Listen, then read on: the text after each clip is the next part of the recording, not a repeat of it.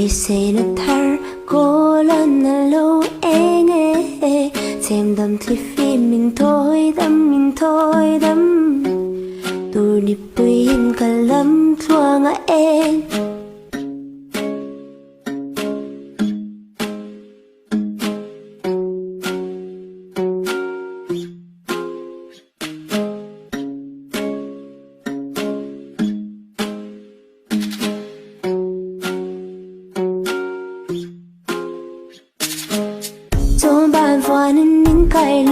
Tudang cần ai tội lông lâm toang truy yang say mà sẽ lim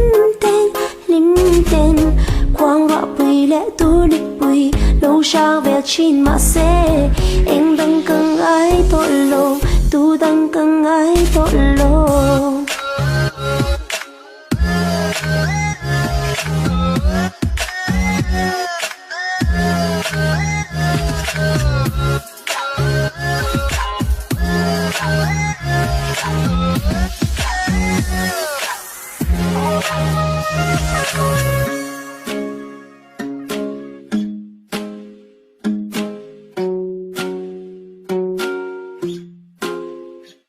Siya na an ka dong tin mit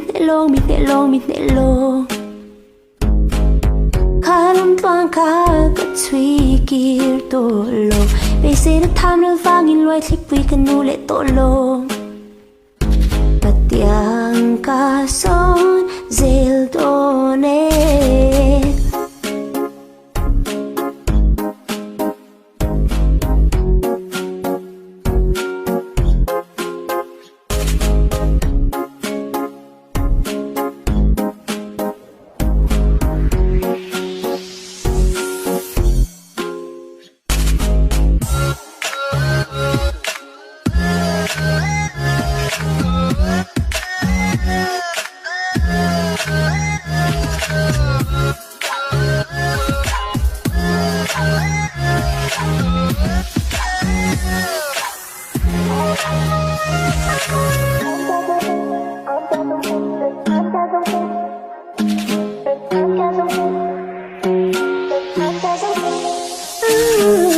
Trong bàn phá nên biến cài là Tudang cần ai tội lông lâm toang truy yang say mà sẽ lim tên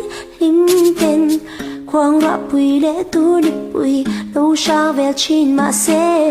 em đang cần ai tội lông Tudang cần ai tội lông